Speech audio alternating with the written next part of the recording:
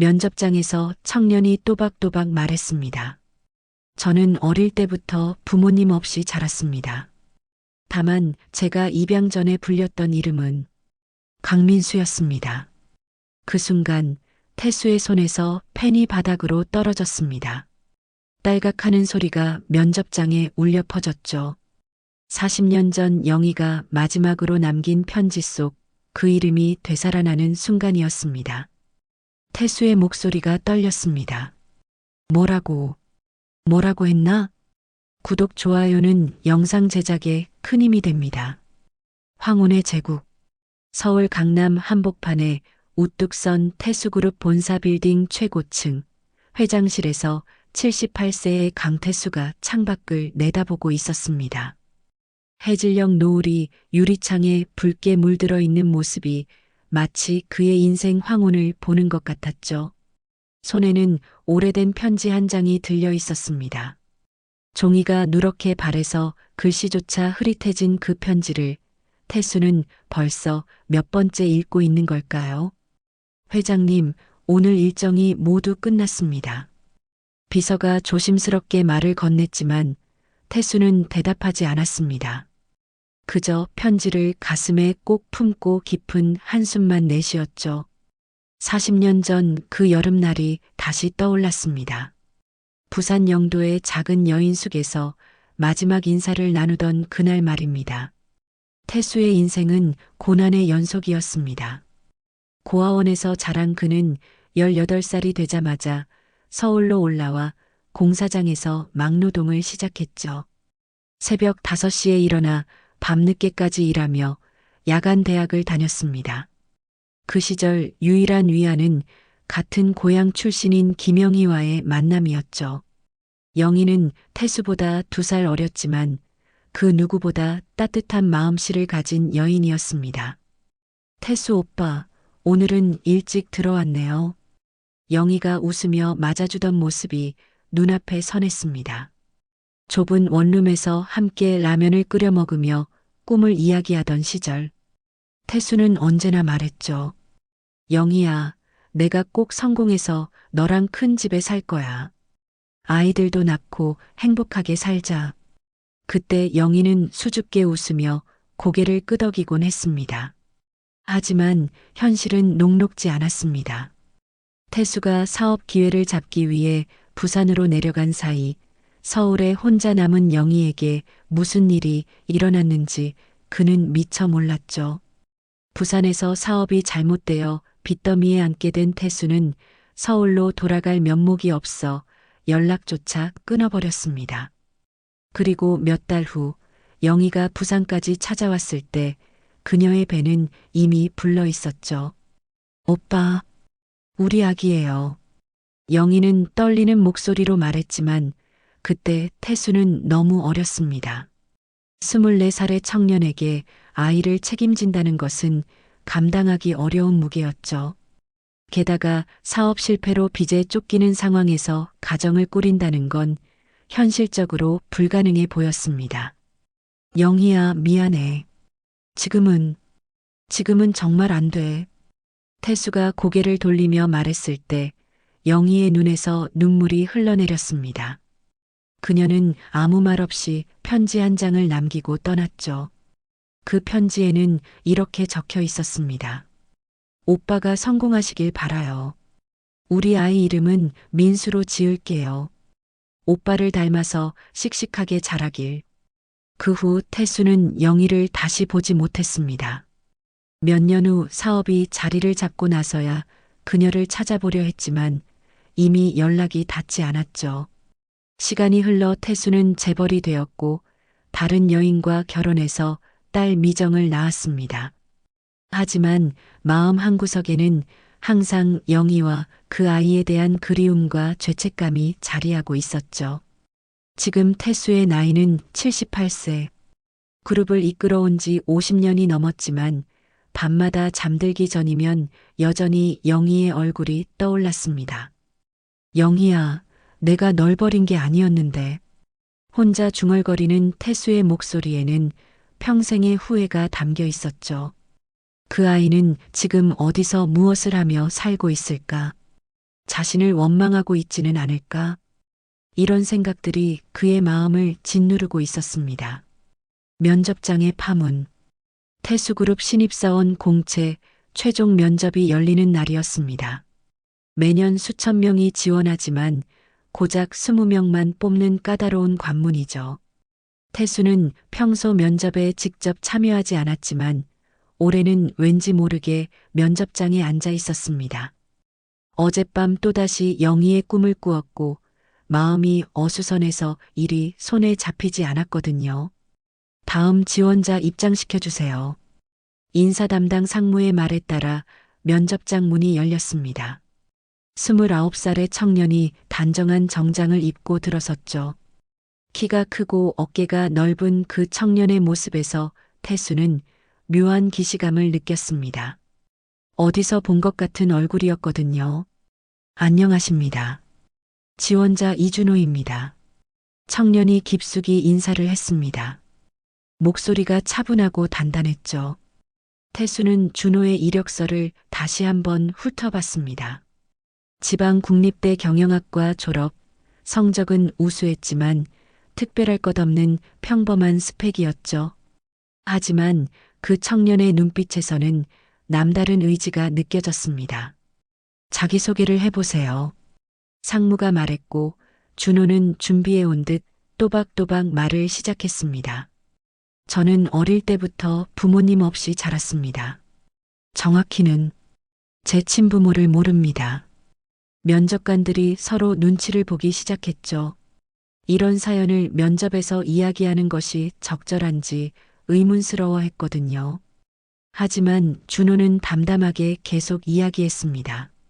저를 키워주신 양부모님 덕분에 여기까지 올 수 있었지만 항상 제 뿌리가 궁금했습니다.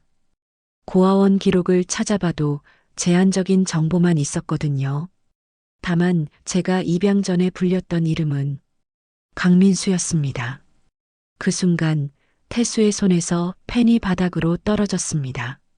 딸깍하는 소리가 면접장 안에 울려 퍼졌죠.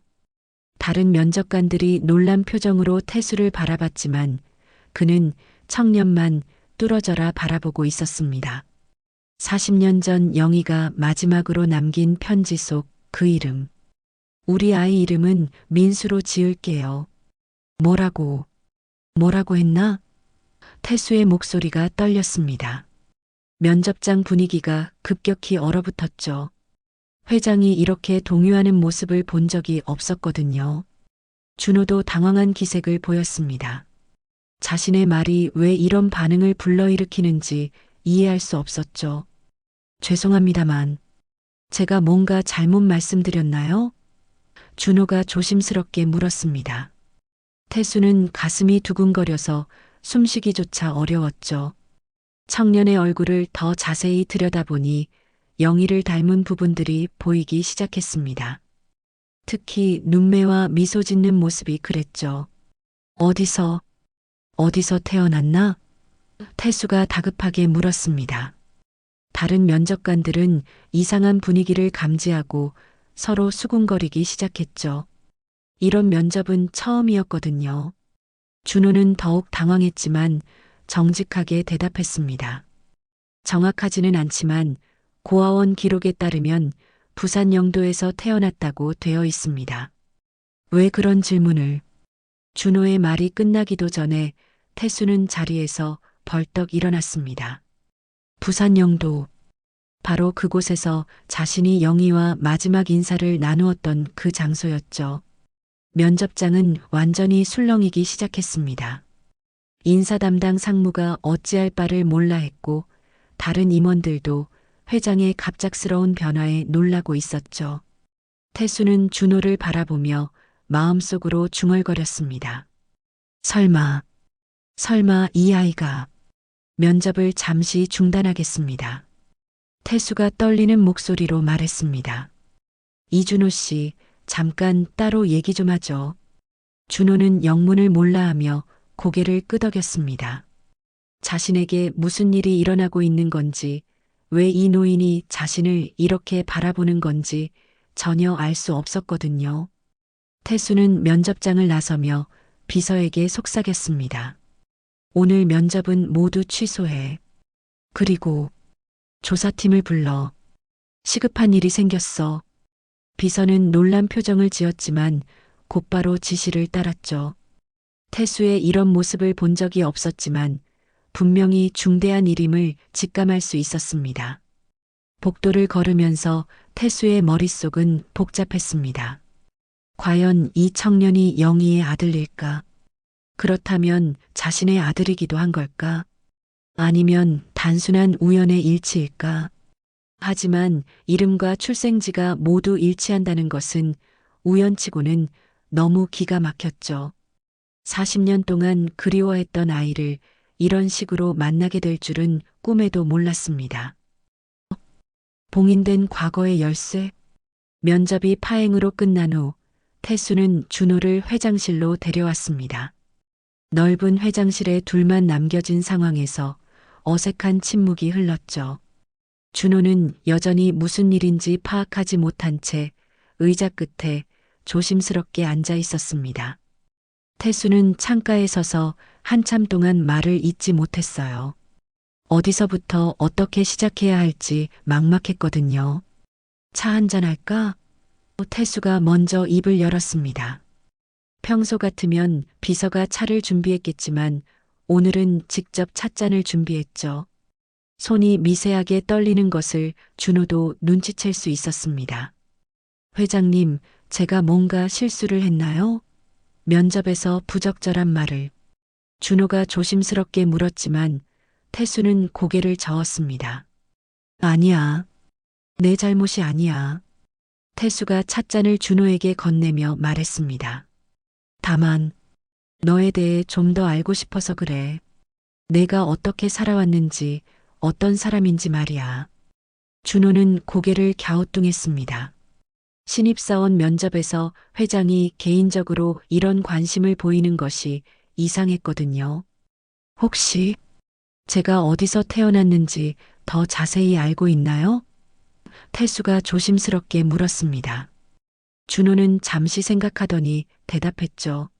솔직히 많이 궁금했지만 양부모님이 알려주신 것은 별로 없어요. 다만 고아원 원장님이 말씀해 주신 건데 제가 태어난 곳이 부산 영도의 작은 산부인과였다고 하더라고요. 그리고 준호가 잠시 망설이다가 계속 말했습니다.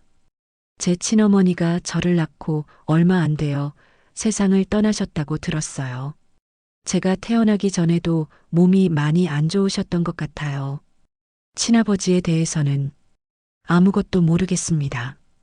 태수의 가슴이 철렁 내려앉았습니다. 영희가 세상을 떠났다는 말에 숨이 막혀왔죠. 그 어머니 성함이 혹시? 태수의 목소리가 떨렸습니다. 준호는 고개를 끄덕이며 대답했어요. 김영이라고 들었어요. 원장님이 몇 번 말씀해 주셨거든요. 어머니가 마지막까지 제 이름을 민수라고 불러달라고 하셨다면서요. 그 순간 태수는 더 이상 의심할 여지가 없다는 걸 깨달았습니다. 태수는 벌떡 일어나서 사무실 구석에 있는 금고로 향했습니다. 복잡한 비밀번호를 누르고 금고를 열어 오래된 편지를 꺼냈죠. 40년 동안 한 번도 남에게 보여준 적 없는 그 편지를 준호에게 건넸습니다. 이걸 읽어봐. 준호는 누런 편지지를 조심스럽게 펼쳤습니다. 여성스러운 글씨로 적힌 내용을 읽어가면서 그의 표정이 점점 변해갔죠. 태수 오빠에게 오빠가 성공하시길 바라요. 우리 아이 이름은 민수로 지을게요. 오빠를 닮아서 씩씩하게 자라길. 사랑해요. 편지를 다 읽은 준호는 손이 떨리기 시작했습니다. 이게 제 어머니가 쓰신 편지인가요? 준호의 목소리가 갈라졌습니다. 태수는 고개를 끄덕이며 자리에 주저앉았어요. 그래. 내 어머니 영희가 마지막으로 내게 남긴 편지야. 40년 전에. 태수의 눈가에서 눈물이 흘러내렸습니다. 평생 누구에게도 보여주지 않았던 눈물이었죠. 준호는 편지를 들고 있는 손이 계속 떨렸습니다. 평생 궁금했던 자신의 뿌리에 대한 단서가 이렇게 갑자기 나타날 줄은 몰랐거든요. 그럼 회장님이 제 아버지신 건가요? 준호가 떨리는 목소리로 물었습니다. 하지만 태수는 고개를 숙이고 말았어요. 그건 확실하지 않아. 영희와 나 사이에 무슨 일이 있었는지 정확히 알아봐야 해. 태수가 중얼거렸습니다. 사실 그 시절 자신이 영희를 떠났을 때 다른 남자가 있었을 가능성도 배제할 수 없었거든요. 하지만 마음속으로는 준호가 자신의 아들이기를 간절히 바라고 있었습니다. 태수는 비서실로 전화를 걸었습니다. 조사팀장을 당장 불러. 그리고 가장 믿을 만한 사람들로만 팀을 꾸려서 극비리에 조사를 진행하라고 해. 비서가 놀란 목소리로 대답했지만 태수는 단호했습니다. 이준호라는 청년의 출생 기록부터 시작해서 모든 걸 파헤쳐봐. 특히 부산 영도 지역 병원 기록들을 샅샅이 뒤져봐. 준호는 이 모든 상황이 꿈만 같았습니다. 평범한 신입사원 면접을 보러 왔다가 갑자기 자신의 출생 비밀이 드러나게 될 줄이야. 회장님, 제가 정말 회장님과 관련이 있는 건가요? 준호가 다시 물었지만 태수는 확답을 주지 못했어요. 일단 조사 결과를 기다려보자. 그 전까지는 이 얘기를 다른 사람에게 하면 안 돼. 태수가 당부했습니다. 만약 이 일이 외부에 알려지면 그룹 전체가 시끌벅적해질 것이 뻔했거든요. 특히 상속 문제로 복잡한 상황에서 이런 일까지 터지면 감당하기 어려울 것 같았습니다. 그날 밤 태수는 회장실에서 홀로 편지를 다시 읽고 있었습니다. 영희야, 혹시 내가 낳은 아들이 저 아이일까? 내가 그때 너를 지켜주지 못해서 미안해. 창밖으로 보이는 서울 야경이 흐릿하게 번져 보였습니다. 40년 동안 묻어두었던 과거가 이렇게 다시 되살아날 줄은 몰랐죠. 갈등의 불씨. 면접 사건이 있던 지 사흘이 지났지만 태수그룹 임원들 사이에는 이미 소문이 퍼지기 시작했습니다. 회장이 면접장에서 갑자기 그 청년을 따로 불러냈다더라. 혹시 숨겨진 사연이 있는 건 아닐까? 이런 추측들이 복도마다 속삭여지고 있었죠. 태수는 이런 분위기를 느끼면서도 조사 결과만을 기다리고 있었습니다. 한편 태수의 딸 강미정은 아버지의 이상한 행동을 예민하게 감지하고 있었습니다. 50대 초반의 미정은 그룹 계열사 중 하나인 호텔 사업부를 맡고 있었는데 평소 아버지의 일거수일투족을 주의 깊게 살피는 편이었거든요. 특히 최근 몇 년간 상속 문제로 가족 간에 미묘한 신경전이 벌어지고 있던 터라 더욱 그랬죠. 아버지가 요즘 왜 저러시는 거야? 미정이 남편 박진우에게 불만을 토로했습니다. 신입사원 면접에 직접 참석하신 것도 이상한데 그 후로 계속 뭔가에 집중하고 계셔. 조사팀까지 부르시고. 진우는 아내의 예민함을 알고 있었지만 이번에는 정말 뭔가 심상치 않다는 생각이 들었어요. 그때 미정의 핸드폰이 울렸습니다. 태수그룹 인사팀에서 일하는 친한 후배가 전화를 건 것이었죠. 미정 언니, 혹시 회장님이 요즘 특별히 관심을 두고 계신 사람이 있어요? 이준호라는 청년인데. 미정의 얼굴이 굳어졌습니다. 역시 뭔가 있었던 거였어요. 그 사람이 누군데? 어떤 배경인지 알아봤어? 미정이 다급하게 물었습니다. 후배는 조심스럽게 대답했어요. 고아원 출신이고 지방대 졸업생이에요. 특별할 것 없는 스펙인데 회장님이 개인적으로 만나보시더라고요. 그리고 조사팀에서 그 사람 신상을 은밀하게 파고 있다는 소문도. 미정은 더 이상 듣지 않고 전화를 끊었습니다. 미정의 머릿속이 복잡해졌습니다. 아버지가 고아원 출신이라는 것은 가족들도 다 아는 사실이었거든요. 혹시 그 청년이 아버지와 무슨 관련이 있는 건 아닐까? 만약 숨겨진 혈육이라도 있다면 상속 구도가 완전히 바뀔 수도 있었죠. 미정은 즉시 사설 탐정에게 연락을 취했습니다.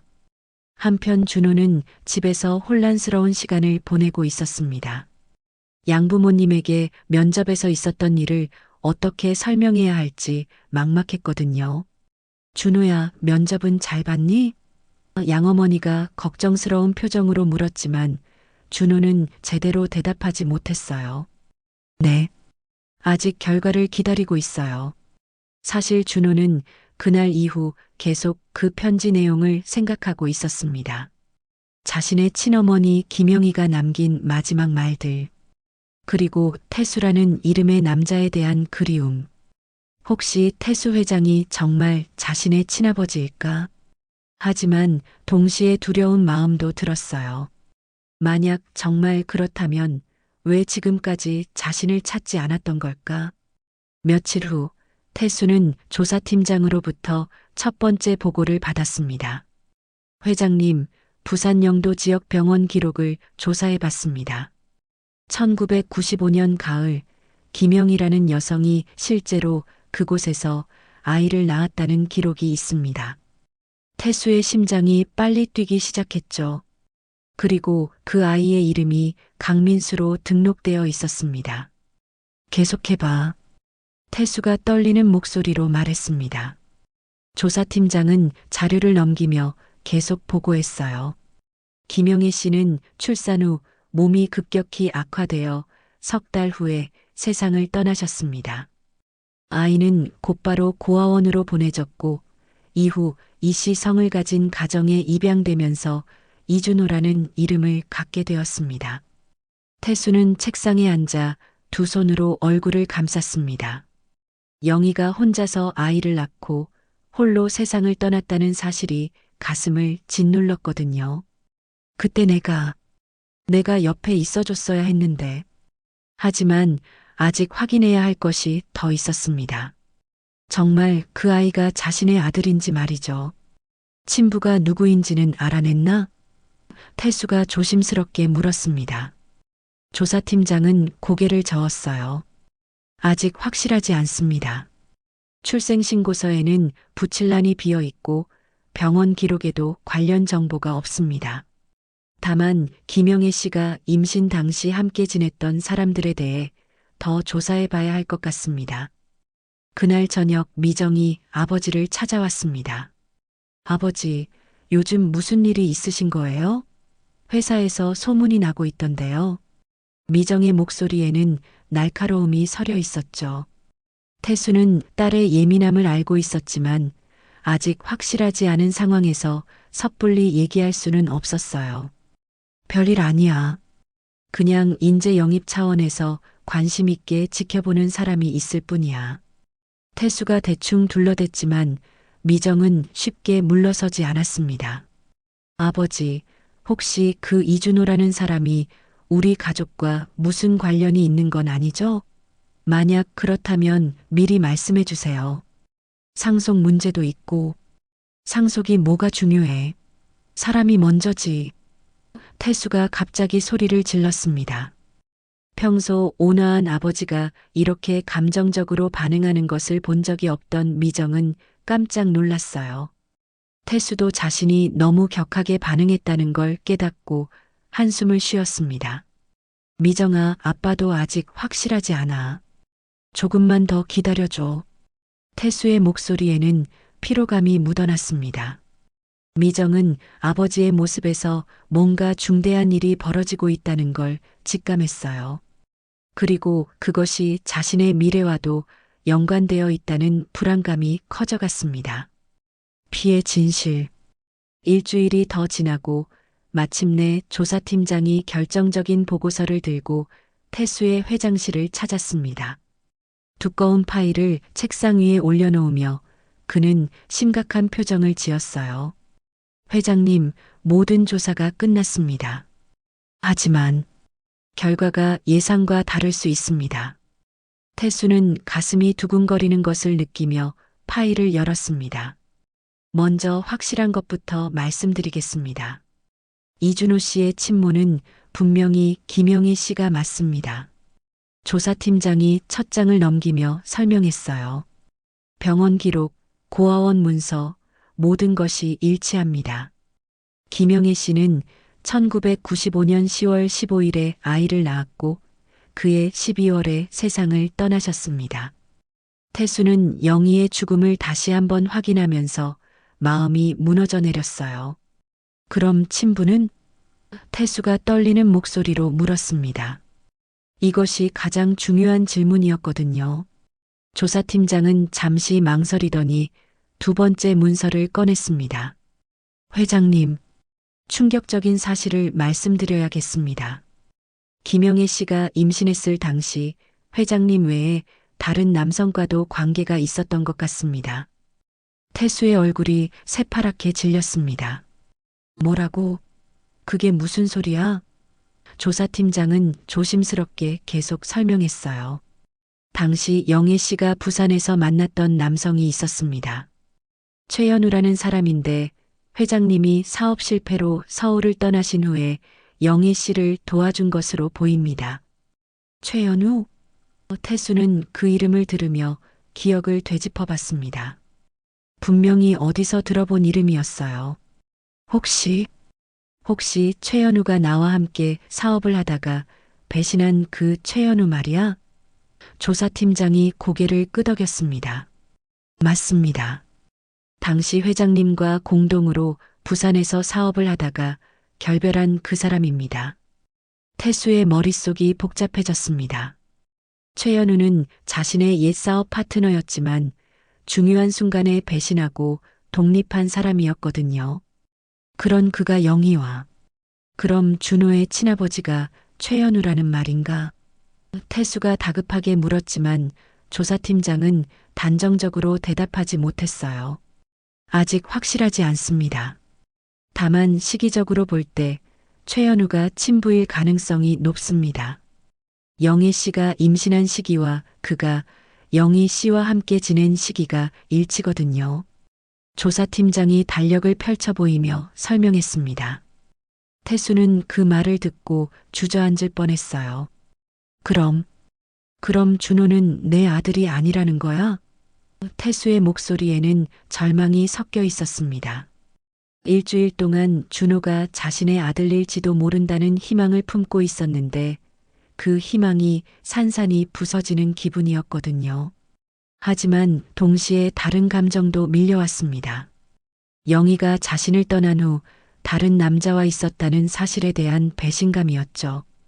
회장님, 하지만 여전히 이준호 씨는 영희 씨의 아들입니다. 그리고 영희 씨는 회장님이 평생 사랑했던 분이시잖아요. 조사팀장이 조심스럽게 위로의 말을 건넸지만 태수는 쉽게 마음을 추스르지 못했어요. 40년 동안 품어온 죄책감과 그리움이 한순간에 뒤엉켜버렸거든요. 최연우는 지금 어디 있어? 태수가 차갑게 물었습니다. 조사팀장은 또 다른 서류를 꺼냈어요. 이미 10년 전에 세상을 떠났습니다. 간암으로. 그래서 친부 확인이 더욱 어려워진 상황입니다. 태수는 복잡한 감정에 휩싸였습니다. 복수할 대상도 사라져버린 거였죠. 그날 저녁 태수는 혼자서 영희의 편지를 다시 읽고 있었습니다. 우리 아이 이름은 민수로 지을게요. 오빠를 닮아서 씩씩하게 자라길. 이 문장에서 우리 아이라는 표현이 새롭게 다가왔어요.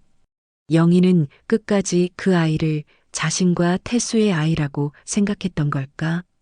아니면 진짜 아버지를 알고 있었지만 태수에게 희망을 주고 싶어서 그렇게 썼던 걸까?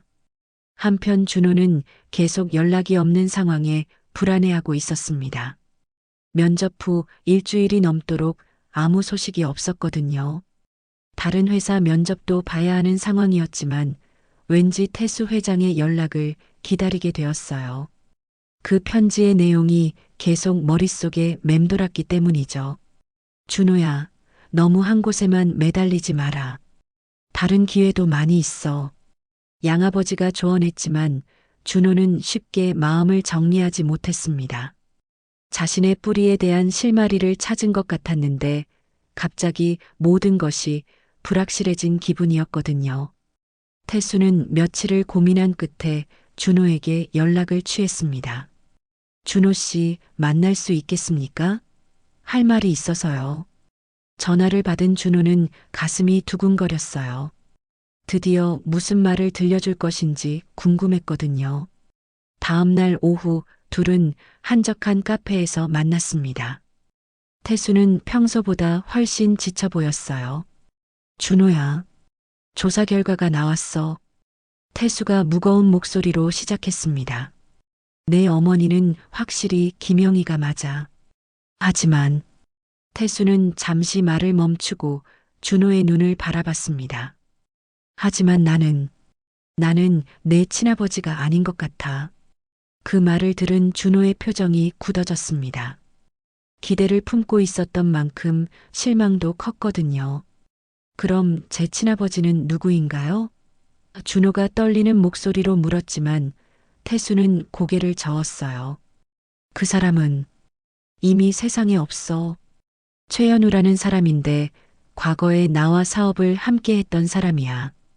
태수의 목소리에는 복잡한 감정이 섞여 있었습니다. 준호는 한동안 말없이 앉아 있었어요. 자신이 평생 찾아 헤매던 아버지가 이미 세상을 떠났다는 사실이 허무하게 다가왔거든요. 치유의 시작. 카페에서 진실을 들은 준호는 며칠 동안 방황했습니다. 자신이 찾던 친아버지는 이미 세상에 없고 그나마 실마리가 될 뻔했던 태수 회장과도 혈연 관계가 아니라는 사실이 마음을 무겁게 짓눌렀거든요. 양부모님께는 아직 이 모든 상황을 제대로 설명하지 못하고 있었고 태수그룹 입사 여부도 불분명한 상태였어요. 한편 태수는 준호와 만난 후 더욱 깊은 고민에 빠져 있었습니다. 영희의 아들이긴 하지만 자신의 친아들이 아닌 준호를 어떻게 대해야 할지 모르겠었거든요. 하지만 동시에 영희에 대한 죄책감이 더욱 커져갔어요. 자신이 그때 영희를 지켜주지 못해서 그녀가 다른 남자와 어울리게 된 것은 아닌지, 그 모든 불행의 시작이 자신 때문은 아닌지 계속 자책하고 있었습니다.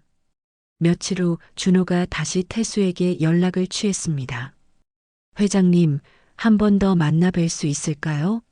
제가 정리하고 싶은 마음이 있어서요. 태수는 준호의 목소리에서 뭔가 달라진 것을 느꼈어요. 이전보다 더 차분하고 성숙해진 느낌이었거든요. 이번에는 태수의 개인 서재에서 만났습니다. 조용하고 아늑한 공간에서 둘은 마주 앉았어요. 준호가 먼저 입을 열었습니다. 회장님, 며칠 동안 많은 생각을 해봤어요. 처음에는 제 친아버지를 찾았다고 생각해서 기뻤지만 아니라는 걸 알고 실망도 했습니다.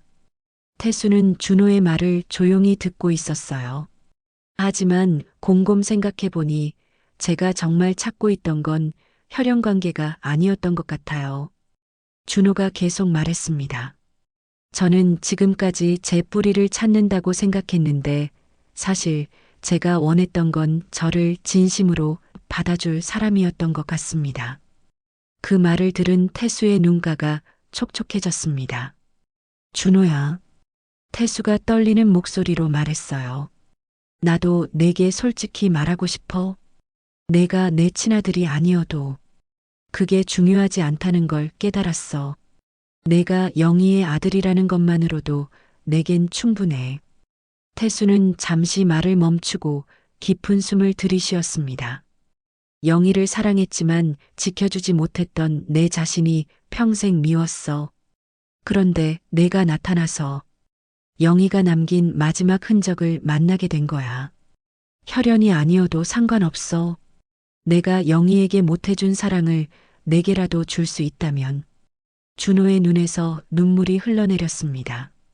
평생 동안 진짜 가족의 사랑을 갈망했던 그에게 태수의 말은 큰 위로가 되었거든요. 회장님, 정말 그렇게 생각하세요? 준호가 울먹이며 물었어요. 태수는 고개를 끄덕이며 준호의 어깨에 손을 올렸습니다. 그래, 내가 원한다면 말이야.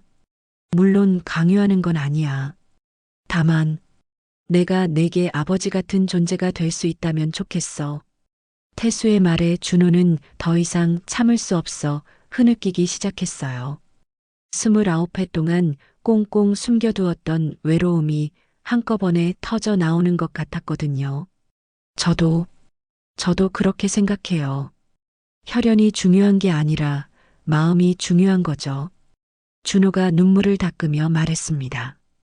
제가 평생 찾던 건 진짜 아버지가 아니라 저를 아들처럼 사랑해줄 사람이었던 것 같아요. 그리고 그 사람이 제 어머니를 사랑했던 분이라면 더할 나위 없이 좋겠어요. 태수는 준호를 바라보며 영희의 모습을 떠올렸습니다. 특히 준호가 웃을 때의 모습이 영희와 정말 닮아 있었어요. 영희야, 내 아들이 이렇게 훌륭하게 자랐구나. 태수가 마음속으로 중얼거렸죠. 그때부터 둘 사이에는 새로운 관계가 시작되었습니다. 그럼 이제부터 어떻게 하죠? 준호가 물었어요. 태수는 잠시 생각하더니 대답했습니다. 일단 내가 우리 회사에 입사하는 건 어떨까? 물론 특혜가 아니라 정당한 절차를 거쳐서 말이야. 그리고 천천히 우리가 진짜 가족이 될 수 있는지 지켜보자. 준호는 기쁜 마음으로 고개를 끄덕였어요. 하지만 동시에 걱정도 되었습니다. 회장님 가족들은 어떻게 생각하실까요? 특히 따님께서는. 태수의 표정이 잠시 어두워졌습니다. 미정의 반응이 쉽지 않을 것이라는 걸 알고 있었거든요. 그건 내가 잘 설명해 볼게. 미정이도 이해할 거야. 태수가 말했지만 속으로는 확신이 서지 않았어요. 상속 문제로 예민해진 미정이 준호의 존재를 어떻게 받아들일지 걱정되었거든요. 하지만 이제는 물러설 수 없었습니다. 그날 저녁 태수는 미정을 불러 모든 것을 털어놓았습니다. 미정아, 아빠가 중요한 얘기를 해야겠어. 미정은 아버지의 진지한 표정을 보며 마음의 준비를 했어요. 이준호라는 청년에 대해서인데 그 아이는 내 첫사랑의 아들이야. 미정의 얼굴이 굳어졌습니다. 그럼 아버지 아들이라는 뜻인가요? 태수는 고개를 저었어요. 아니야. 혈연 관계는 아니야. 하지만 내가 그 아이를 아들로 받아들이고 싶어. 미정은 순간 무슨 말을 해야 할지 몰랐습니다. 아버지, 그게 무슨 말씀이세요? 갑자기 가족이 늘어난다는 건가요? 미정의 목소리에는 당황스러움이 묻어났어요. 태수는 딸의 마음을 이해했지만 이번만큼은 물러설 수 없었습니다. 미정아, 아빠도 나이가 많아. 이제 남은 시간 동안은 후회 없이 살고 싶어. 최후의 대결. 미정은 아버지와의 대화 후 며칠 동안 잠을 이루지 못했습니다. 갑자기 나타난 준호라는 존재가 자신의 미래를 위협할 수도 있다는 생각에 불안해졌거든요. 결국 미정은 사설 탐정을 통해 준호에 대한 더 자세한 조사를 의뢰했어요. 혹시 준호가 아버지의 재산을 노리고 접근한 사기꾼은 아닌지 확인하고 싶었습니다. 한편 태수그룹 내부에서는 이미 소문이 퍼지고 있었어요. 회장이 숨겨둔 아들이 나타났다더라. 상속 구도가 바뀔 수도 있겠네. 임원들 사이에서 이런 추측들이 오가며 회사 분위기가 어수선해졌죠. 특히 미정과 가까운 몇몇 임원들은 이 상황을 우려하며 미정에게 조언을 구하기 시작했습니다. 사모님, 이런 상황을 그냥 두시면 안 됩니다. 회사 경영권에도 영향을 줄 수 있어요. 호텔 사업부 전무가 미정에게 속삭였어요. 미정은 이미 마음을 굳히고 있었습니다. 아버지를 직접 설득하는 것이 어렵다면 준호 자신이 물러나도록 만들어야겠다고 생각했거든요. 준호는 태수그룹에 정식 입사한 후 마케팅팀 사원으로 일하기 시작했습니다. 다른 직원들의 시선이 부담스럽긴 했지만 성실하게 업무에 임했어요. 태수도 준호가 특별 대우를 받는다는 소문이 나지 않도록 조심스럽게 거리를 두고 있었죠. 하지만 퇴근 후에는 종종 만나서 대화를 나누며 서로를 알아가고 있었습니다. 그러던 어느 날 미정이 준비한 함정이 작동했습니다. 사설 탐정이 조작된 증거를 들고 와서 준호가 과거에 다른 재벌가에도 접근했던 전력이 있다고 거짓 보고를 한 거였어요. 물론 이는 완전히 지어낸 이야기였지만 미정은 이를 무기로 삼기로 했습니다. 아버지, 이걸 보세요. 미정이 태수에게 조작된 자료를 보여주며 말했어요. 이준호가 과거에 김 회장 집안에도 접근했던 기록이 있어요. 분명히 재벌가를 노리고 다니는 사기꾼이에요. 태수는 그 자료를 보며 당황했습니다. 하지만 동시에 뭔가 이상하다는 생각도 들었어요. 미정아, 이 자료가 정말 확실한 거야? 태수가 의심스러운 눈으로 물었습니다. 미정은 당당하게 대답했어요. 물론이에요. 전문 조사업체에서 확인한 내용이에요. 아버지가 속고 계신 거예요. 하지만 태수는 쉽게 납득하지 못했습니다. 준호와 지낸 시간 동안 그가 그런 사람이 아니라는 걸 느꼈거든요. 그날 저녁 태수는 준호를 불러 직접 확인해 보기로 했습니다. 준호야, 내가 다른 재벌가에 접근한 적이 있나? 태수가 조심스럽게 물었어요. 준호는 갑작스러운 질문에 당황했습니다. 무슨 말씀이세요? 저는 그런 적 없는데요. 미정이가 가져온 자료에 따르면 태수가 서류를 보여주려 했지만 준호는 고개를 저었어요. 회장님, 저는 평생 이런 큰 회사에 발도 들여놓아 본 적 없어요. 그 자료가 뭔지 모르겠지만 분명히 잘못된 거예요. 준호의 진솔한 표정을 본 태수는 누군가 의도적으로 조작했다는 확신이 들었습니다. 다음 날 태수는 자신만의 조사팀을 통해 그 자료의 진위를 확인해 봤어요. 예상대로 모든 것이 조작된 것이었습니다. 태수는 분노했지만 동시에 딸의 마음도 이해했어요. 상속에 대한 불안감이 미정을 이렇게 만든 것이겠죠. 그러나 상황은 더욱 복잡해졌습니다. 미정이 조작된 자료를 언론에 흘렸고 다음 날 아침 경제신문에 태수그룹 회장, 사기꾼에게 소가 양자 사무려 해라는 제목의 기사가 실렸거든요. 준호는 출근길에 그 기사를 보고 충격을 받았어요. 회사에 도착한 준호를 향한 직원들의 시선이 차갑게 변해 있었습니다. 저 사람이 회장을 속인 사기꾼이라던데 어떻게 저런 일이 일어날 수 있지? 수군거리는 소리들이 준호의 귀에 들려왔어요. 준호는 견디기 어려웠지만 묵묵히 자리에 앉아 일을 계속했습니다. 점심시간에 태수가 직접 준호를 찾아왔습니다. 준호야, 괜찮나? 태수의 목소리에는 미안함이 묻어났어요. 준호는 억지로 웃으며 대답했습니다. 괜찮아요. 진실은 언젠가 밝혀질 거예요. 하지만 태수는 준호의 억지 웃음 뒤에 숨은 상처를 느낄 수 있었습니다. 오후에 긴급 이사회가 소집되었습니다. 미정을 포함한 주요 임원들이 모인 자리에서 준호 문제가 논의되었어요. 회장님, 이런 스캔들이 회사 이미지에 악영향을 줄 수 있습니다. 일단 그 사람과 거리를 두시는 게 좋겠습니다. 임원들의 의견은 한결같았습니다. 하지만 태수는 단호했습니다. 여러분, 제가 확인해 본 결과 그 기사는 거짓입니다. 누군가 의도적으로 조작한 자료를 바탕으로 한 것이에요.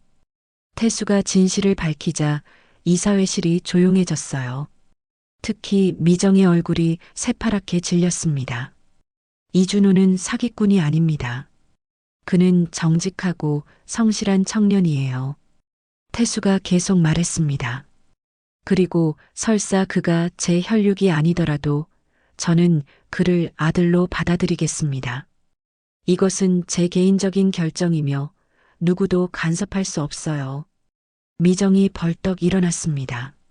아버지, 회사와 가문을 위해서라도 다시 생각해 보세요. 갑자기 나타난 사람을 가족으로 받아들인다는 게 말이 됩니까? 하지만 태수는 흔들리지 않았어요. 미정아, 내 인생에서 처음으로 내가 진짜 원하는 선택을 하는 거야.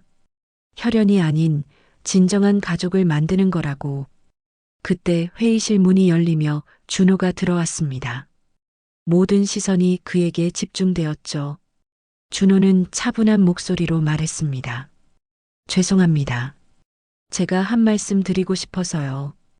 태수는 놀란 표정으로 준호를 바라봤어요.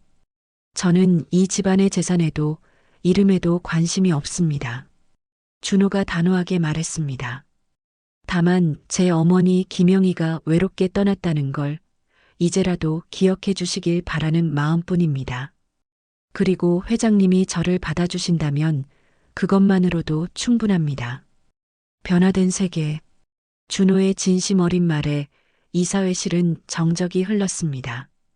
그의 담담하면서도 당당한 모습에 몇몇 임원들의 표정이 변하기 시작했어요.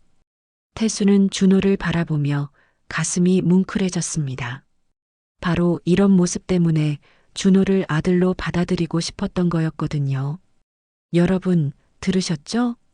태수가 일어서며 임원들을 둘러봤습니다. 이 청년은 그 무엇도 바라지 않습니다.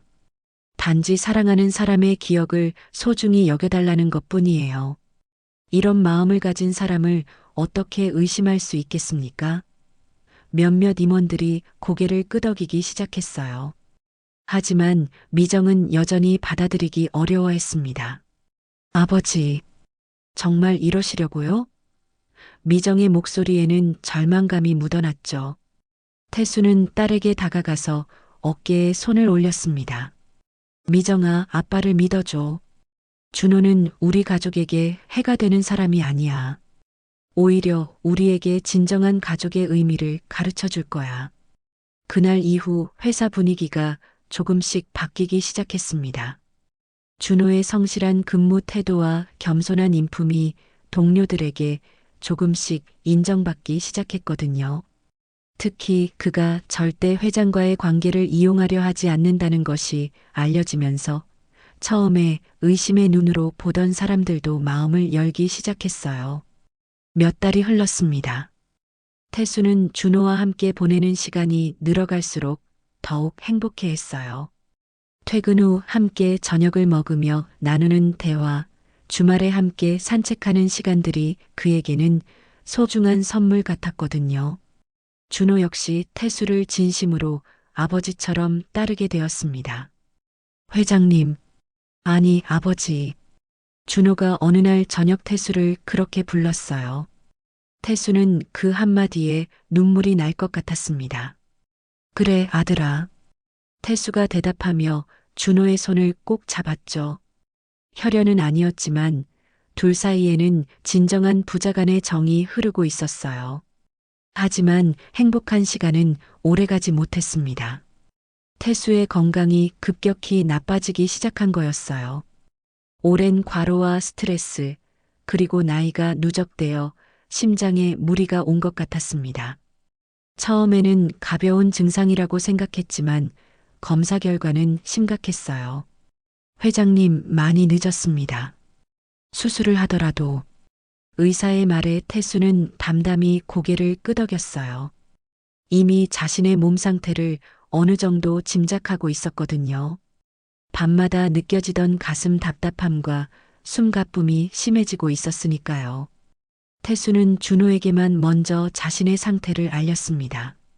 준호야, 아빠가 아픈 것 같아. 태수의 말을 들은 준호는 얼굴이 새파랗게 질렸어요. 아버지, 무슨 말씀이세요?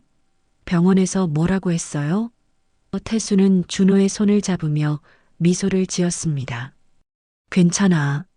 언젠가는 올 일이었어. 다만 내가 곁에 있어서 행복했어. 태수의 말에 준호의 눈에서 눈물이 흘러내렸어요. 아버지, 치료받으시면 나아지실 거예요. 포기하지 마세요. 하지만 태수는 이미 마음의 준비를 하고 있었습니다. 태수는 미정에게도 자신의 병을 알렸어요. 미정은 그동안의 갈등을 잊고 아버지 곁을 지키기 시작했습니다. 아버지, 제가 너무 심했죠? 미정이 울먹이며 말했어요. 태수는 딸의 머리를 쓰다듬으며 대답했습니다. 아니야. 내가 가족을 지키려는 마음이었다는 걸 아빠도 알고 있어. 병실에서 태수, 미정, 준호가 함께 시간을 보내면서 서로에 대한 이해가 깊어졌습니다. 미정도 준호의 진심을 받아들이기 시작했어요. 준호 씨, 아니, 준호야. 그동안 미안했어. 미정이 진심으로 사과했고 준호는 고개를 저었습니다. 누나가 가족을 지키려는 마음이었다는 걸 알아요. 태수의 병세는 점점 악화되었습니다. 의식이 흐릿해지는 시간이 늘어났지만 준호와 미정이 곁에 있을 때만큼은 눈을 또렷하게 뜨고 있었어요. 우리 모두 한 가족이 되었구나. 태수가 어렵게 말했습니다. 이제 후회 없어. 마지막 날이 다가왔습니다. 태수는 준호의 손을 꼭 잡고 있었어요. 민수야. 아니, 준호야. 태수의 목소리가 가늘어졌습니다. 내가 내게 와줘서 고마웠어. 영희에게도 미안하다고 전해줘. 준호는 눈물을 흘리며 고개를 끄덕였어요. 아버지, 저도 아버지를 만나서 정말 행복했어요. 이제 혼자가 아니라는 걸 깨달았어요. 준호가 떨리는 목소리로 말했습니다. 태수는 마지막 미소를 지으며 눈을 감았어요. 그의 얼굴에는 평안함이 깃들어 있었습니다. 장례식이 끝난 후 준호는 홀로 태수의 묘지를 찾았습니다. 묘비 앞에 무릎을 꿇고 앉아서 조용히 말했어요. 어머니, 이제 혼자가 아니에요. 저를 받아준 또 다른 아버지가 있었으니까요. 그리고 누나도 생겼어요. 바람이 불어와 준호의 머리카락을 스쳤습니다. 아버지, 이제 어머니 곁에서 편히 쉬세요. 저는 아버지가 가르쳐 주신 대로 살아갈게요. 준호가 묘비에 손을 대며 속삭였어요. 그의 마음은 더 이상 외롭지 않았습니다. 비록 짧은 시간이었지만 진정한 가족의 사랑을 경험했거든요. 몇 달 후 준호는 다시 취업 준비를 시작했습니다. 태수그룹을 떠나 자신만의 길을 찾기로 한 거였어요. 미정이 만류했지만 준호는 자신의 힘으로 살아가고 싶다고 했습니다. 누나, 아버지가 저에게 준 건 재산이 아니라 사랑이었어요. 그 사랑을 가슴에 품고 제 길을 걸어가고 싶어요. 준호는 새로운 회사에서 일하면서도 주말마다 태수의 묘지를 찾았습니다. 그리고 미정과도 정기적으로 만나며 진짜 남매처럼 지냈어요. 그의 세계에는 이제 새로운 뿌리와 사랑이 자리하고 있었습니다. 혈연을 넘어선 진정한 가족의 의미를 깨달은 채로 말이죠.